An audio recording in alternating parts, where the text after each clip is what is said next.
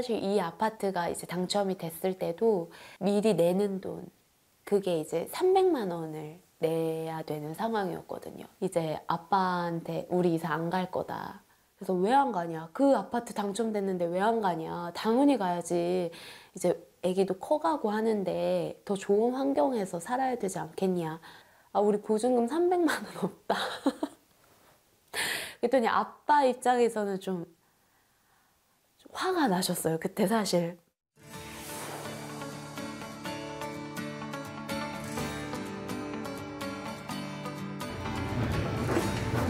특정 세상에 제보할 것이 있다며 직접 연락을 취해온 톱스타. 바로 연예계에서 인맥왕으로 통하는 배우 정준호 씨였습니다. 저하고는 아주 환상의 콤비였었고요. 이 친구가 완전히 다른 삶을, 지금까지 살아왔던 삶하고 틀린 다른 삶을 산다고 해서 정말 깜짝 놀랄 정도로 변했더라고요. 난 이 친구가 그 친구가 맞나 이렇게 의심할 정도로, 그래서 저도 너무 놀래가지고 내가 충격을 받을 정도로.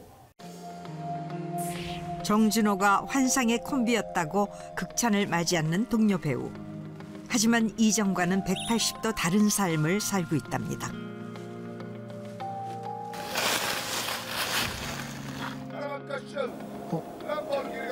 저기 소리 들리잖아?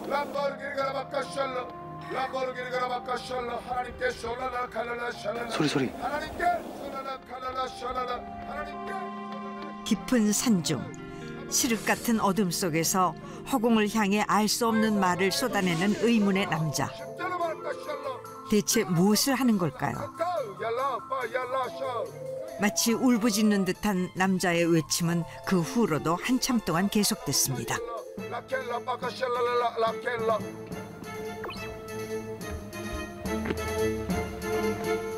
안녕하세요. 네, 안녕하세요. 저기 배우 정은태 씨 맞으시죠? 네. 예. 개봉 당시 830만 관객을 동원한 영화 친구로 화려하게 데뷔해 자신만의 독보적인 코믹 캐릭터를 만들었던 배우 정은택. 하지만 끊이지 않는 구설과 각종 사건 사고로 어느 순간 스크린에서 자취를 감췄습니다. 뭐 하고 계셨던 거예요? 저기 잠깐 산기도 다녀오는 길입니다. 산기도요? 예. 오랜만에 카메라 앞에 선 것이 어색한 듯 서둘러 자리를 피해버리는 정은택. 그에겐 어떤 사연이 있는 걸까요? 날마다 새롭게 태어나는 남자, 배우 정은택을 만나봅니다. 다음 날, 그를 다시 찾은 제작진. 안녕하세요. 이거 복장이 달라져가지고. 네. 네. 어제랑 오늘 다르네요. 이게 제 출근 복장입니다. 출근 복장이요? 네네. 오늘 또 어디에 가시는데요? 이제 제가 이제 영화 배우가 아니라 지금은 이제 직업이 선교사거든요. 네? 선교사가 됐다고요? 연희 때처럼 낡은 서류 가방 하나를 들고 일과에 나서는 정은택. 영화 속에서 늘 강한 캐릭터를 연기했던 그였기에 지금의 모습이 낯설기만 합니다. 실제로 어떤 일을 진짜 하시는 거예요? 세상에 벼랑 끝에 내몰린 그런 분들을 찾아가서 그 새 삶을 들여서 그분들이 이제 새로운 삶을 다시 이제 시작할 수 있게끔 만들어 드리는 게 지금 제 이제 일입니다. 제가 그랬었거든요. 네. 도움을 필요로 하는 누군가가 있는 곳이 바로 선교사 정은택의 출근지. 이렇게 직접 현장을 뛰며 위기에 처한 사람들을 돕는 게 그의 일입니다. 케어 중인 한 분 집에 오늘 이제 정기 방문할 예정인데 이 먹거리가 다 떨어져 가지고요. 그래서 지금 이제 가기 전에 장 좀 보러 왔어요. 한두 번 해본 것이 아닌 듯 물건을 담는 손길이 거침없습니다. 아무래도 이렇게 큰 거를 사드려야 돼. 혼자 사시고 또 몸도 불편하시거든요. 그나마 해줄 수 있는 게 영양분이나 뭐 단백질 이런 거 위주로 해드리려고 해요. 특히 정운택이 만나는 사람들은 술, 담배에 의지하는 경우가 많아 꼭 현금이 아닌 물건으로 전달하는 것이 원칙이랍니다. 이렇게 물건이나 이런 장을 볼 때도 돈이 많이 들 것 같은데 이번에 뭐 따로 뭐가 나온 게 있나요? 제가 속해 있는 공동체에서요, 한 달에 한 번씩 그 성교비를 지원해주고 있어요. 이렇게 돌보는 사람이 한두 명이 아니다 보니 주머니 사정은 늘 빠듯합니다. 사비를 털어 성교비를 메꾸는 일도 부지기수예요. 하지만 한 사람의 삶을 돌보는 일이기에 아낄 수가 없는 일이죠. 아이고! 선생님. 아니, 내가 여기서 이렇게 부르려고 그랬거든요, 이렇게. 선생님! 이렇게 부르려고 그랬거든요. 아니, 근데 웬 멋쟁이가 한 분이 이렇게 나와가지고 깜짝 놀랐네요. 아니, 냄새가 나더라고. 정운택이 정기 방문한 사람은 바로 가수 겸 작사가 찰리박. 들어가시죠. 근데 뭘 그렇게 바리바리 싸들고 왔대? 컵밥을 사려고 했는데요. 너무 게을러질까봐. 여기 누추한 데를.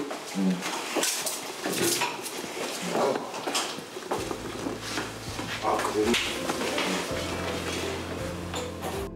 오랫동안 정리하지 않았는지 어수선한 찰리박의 집. 마음의 외로움이 쌓인 자리엔 버리지 못한 물건들이 가득합니다.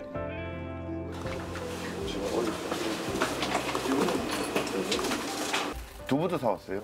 엄마, 콩나물국, 네. 그리고 콩나물 무침, 이런 게 먹고 싶었는데 이것도 사왔네. 엄마, 참외 좋아하는데 내가 참외를 한 번도 못 먹어봤어. 돈이 없어가지고 눈물 난다.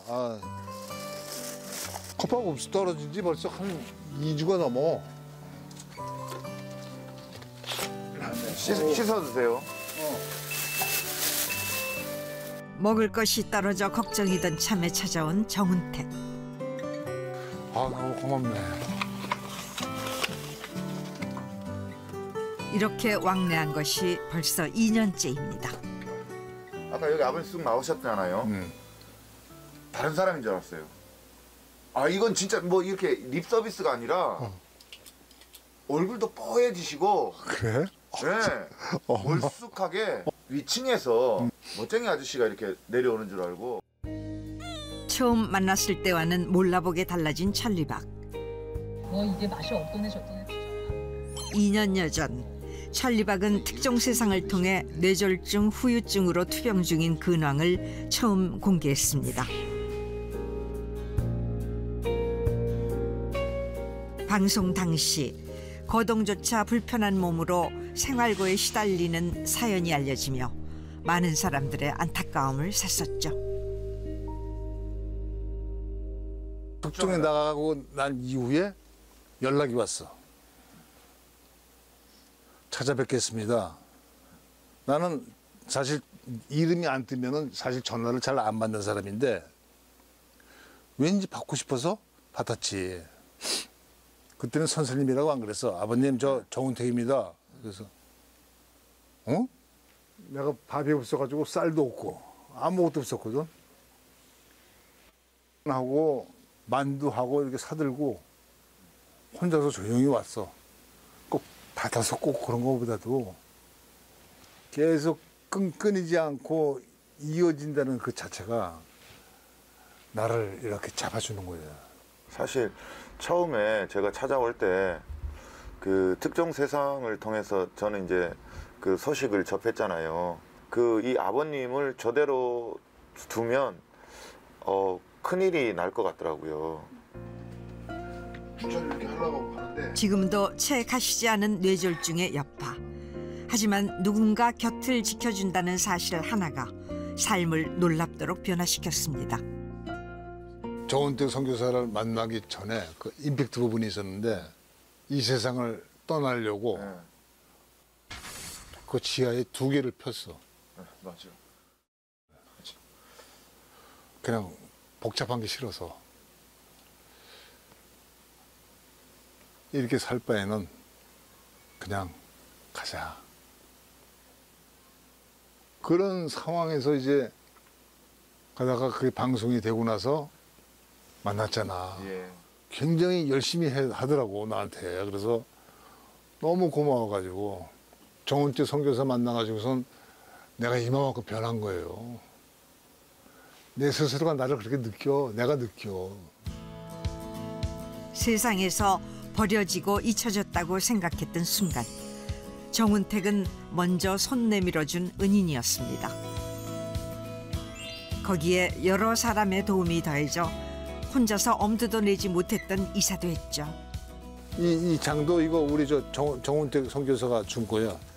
저희 집에 거 여기 갖고 집에 있는 걸 갖다 줘서. 장이 필요하다 그래가지고 제 아내가 옷을 이렇게 빼고 막 이렇게 하니까 또 왜 그러냐 그래서 아 이거 찰리박 선생님 집에 가져갈 거라고. 진심 어린 마음들이 모였던 그날의 기억. 선생님 편하게 지내셔야 된다고 침대를 구해다 줬어. 이렇게 넓잖아 이렇게. 아 이게 얼마나 좋아. 그래 그날 내가 울었네. 다른 무엇보다 사람이 고픈 찰리박에게 정은택은 아들이 되고 또 가족이 돼주었습니다.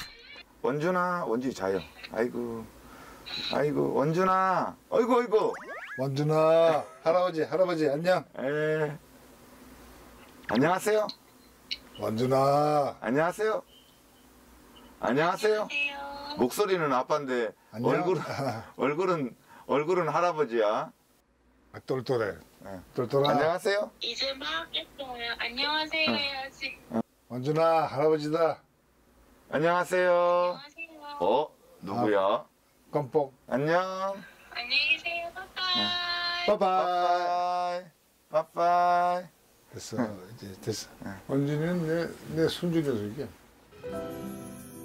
이제는 배우보다 선교사로 불리는 게 더 자연스럽다는 정은택. 개봉 당시 친구 신드롬이라는 말까지 생겨날 정도로 대한민국을 들썩이게 했던 영화. 정은택은 우연히 출연한 이 영화 한 편으로 일약 스타덤에 올랐습니다. 친구 영화가 끝나고 연극 배우였던 그 무명의 연극 배우 정은택이 어느 날 자고 일어났더니 그 전 국민이 다 알아보는, 그리고 또 팬들도 생기고 또 어떤 분들은 스타라고까지 얘기를 해주고, 그리고 사인해달라 그러고, 그게 세상이 변해 있더라고요. 그때부터 제가 많이 교만이 시작이 됐어요.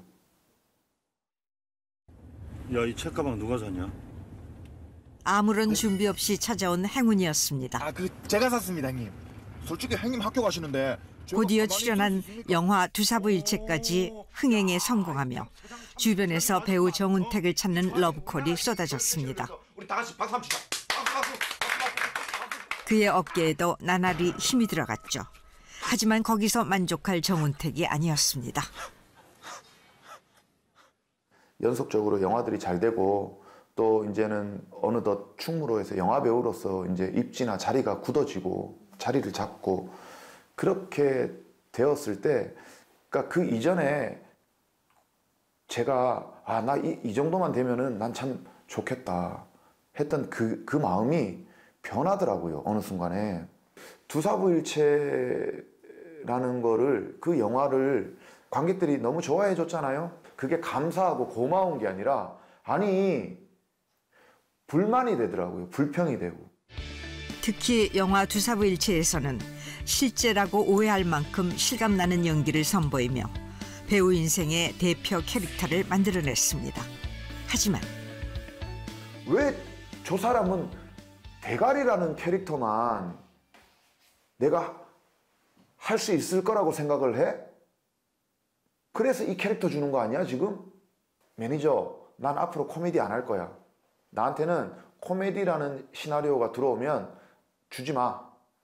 그러면서 이제 이 무리수를 두기 시작하고 그러면서 이제 제작에 이제 관여를 하기 시작하고 그렇게 되면서 이제 급기야 이제 결국에는 이제 네? 인생의 가장 밑바닥까지 떨어졌죠.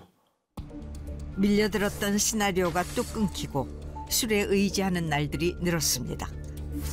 2011년 폭행 사건을 시작으로 잊을만 하면 또다시 사회면 뉴스를 장식했습니다. 길어지는 공백기, 급기야 2015년 대리기사 폭행 사건까지 터지며 배우로서 제 얘기는 더욱 불투명해졌습니다.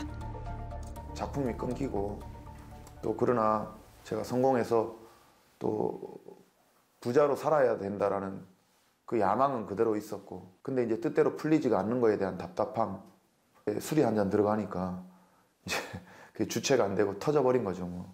그때 제가 내 마음에 확 들어오는 일어나는 생각이 그 결정이 아 죽어야 되는구나. 아 죽는 방법밖에 없구나. 실수를 깨달았을 땐 너무 늦은 후였습니다. 정과 3번 배우라는 불명예, 잘 나가던 스타에서 하루아침에 나락으로 떨어진 현실. 그 모든 것을 받아들이기 힘들었죠. 하지만 다 놓아버리고 포기하자 싶었던 순간 그 용기로 다시 한번 살아보자고 결심을 했습니다. 이제 제가 그런 경험은 다 있으니까요. 화려한 스포트라이트도 받았지만 또한 가장 바닥으로 추락해서 모든 분들이 이제 나에게 박수를 쳐주던 응원해주던 분들이 저에게 등을 돌려버린 그런 철저하게 버림받은 그 시간 그 자리에도 제가 서봤잖아요. 자살 시도를 했던 경험이 있는 그런 분들을 그런 소식을 들으면 목숨을 걸고 그분들을 찾아가는 거예요. 배우로 화려했던 시절에 영광, 자존심 등을 내려놓고 지금은 선교사로 활동 중인 정은택. 늦은 밤이 되어서야 고단한 몸을 이끌고 집으로 돌아갑니다. 원준이 어딨어? 아빠.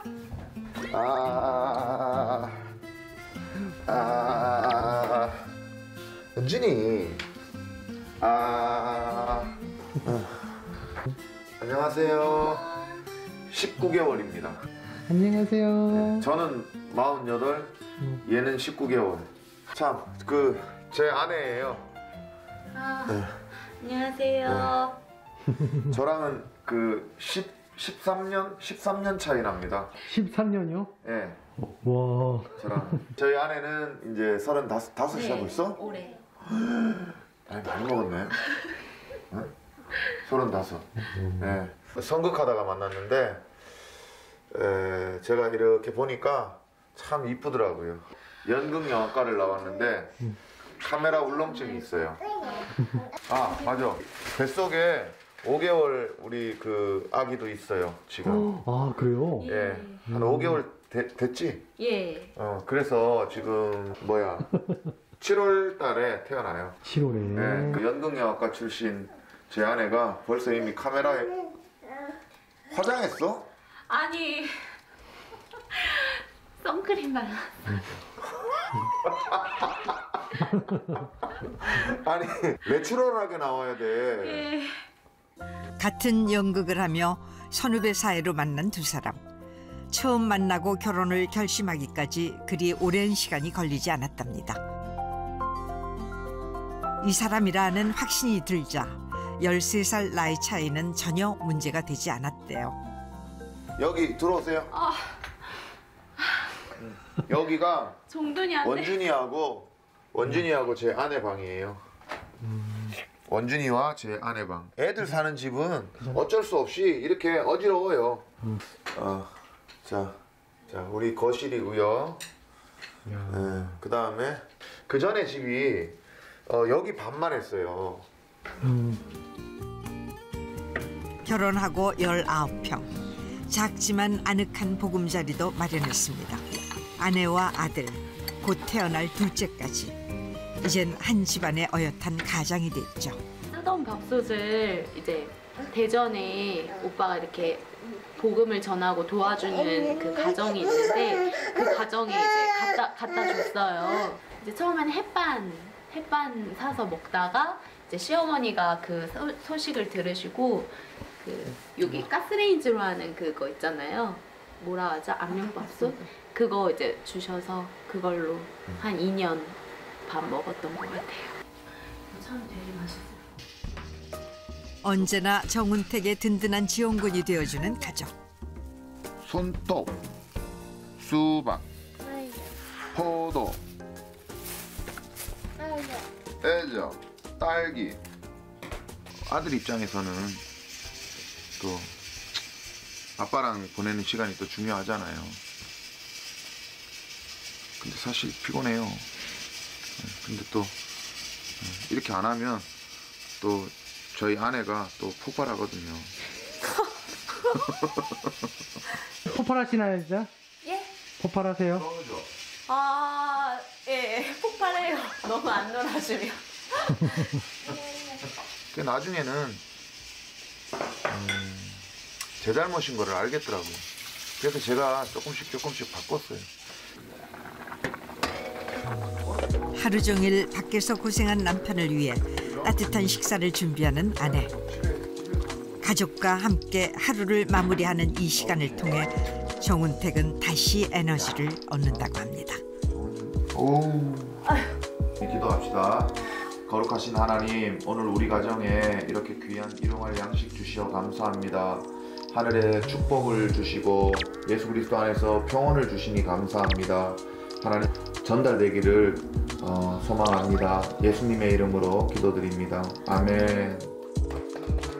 와, 원주민을 기도를 하면서 다? 그럼 가르쳤지. 오. 가족과 함께 할 수 있는 유일한 시간이기에 더욱 소중한 순간들. 정운택을 믿고 따라와준 아내가 없었더라면 지금의 행복도 없었을 겁니다. 제 주위 분들은 많이들 걱정을 하셨어요. 왜냐하면 이제 운택 오빠에 대해서 잘 모르고 이제 볼 수 있는 거는 인터넷 정보들이니까. 근데 인터넷 정보에는 옛날에 어떤 사건 사고들에 관련된 기사들도 많고, 제가 직접 겪고 보고했던 운택 선배는 그 과거에 그런 사람이 아니었기 때문에 지금 현재가 중요한 거고, 또 앞으로 저희가 바뀌어 나가고 계속 걸어가는 과정이 더 중요한 거지. 다른 누가 뭐라고 해도 있는 그대로의 정운택을 바라봐준 아내. 하지만 처음엔 선교사의 아내로 산다는 것이 어떤 것인지 몰랐기에 힘든 적도 많았다고 합니다. 저도 다른 가정은 어떤지는 잘 모르겠는데 이제 제가 가정주부로 이제 일을 하다 보니까 남편이 생활비를 이렇게 줄 수 있잖아요. 근데 안 주는 거예요. 그러다 보니까 이제 나도 없었어. 그러다 보니까 이제 그런 것들이 좀 말 못하고 혼자 이렇게 마음에서 이제 서운한 것들이 쌓였죠, 사실. 아니 그래도 내가 때때로 쌀도 얻어오고 반찬 얻어오고 다 했어요. 진짜로. 사실 이 아파트가 이제 당첨이 됐을 때도 미리 내는 돈, 그게 이제 300만 원을 내야 되는 상황이었거든요. 이제 아빠한테 우리 이사 안 갈 거다. 그래서 왜 안 가냐? 그 아파트 당첨됐는데 왜 안 가냐? 당연히 가야지. 이제 아기도 커가고 하는데 더 좋은 환경에서 살아야 되지 않겠냐? 아, 우리 보증금 300만 원 없다. 그랬더니 아빠 입장에서는 좀 화가 나셨어요, 그때 사실. 예전 배우 활동 때처럼 벌어오기는커녕 집에서 쓰던 밥통 가구까지 다른 사람에게 줘버리는 남편을 원망할 법도 한데 오히려 이해한다는 아내. 자신이 가지고 있는 신념에 대해서 조금도 흔들림 없이 그냥 일직선으로 가요. 그런 게 멋있어요. 이렇게 무조건적으로 믿어주는 단 한 사람이 있었기에 정은택도 과거와는 완전히 다른 사람이 될 수 있었던 거겠죠.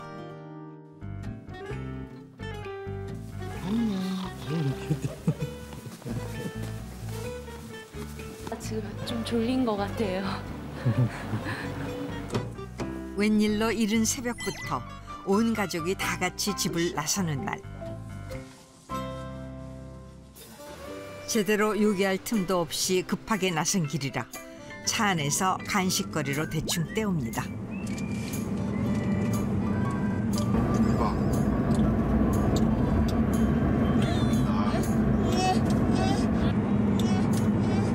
왜? 은준이도 먹을 거야? 맞구나.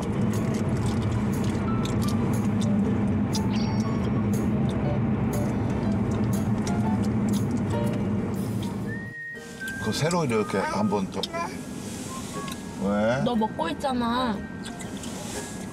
은준아, 욕심을 부리면 안 돼. 아버지가 욕심 부리다가 망했거든.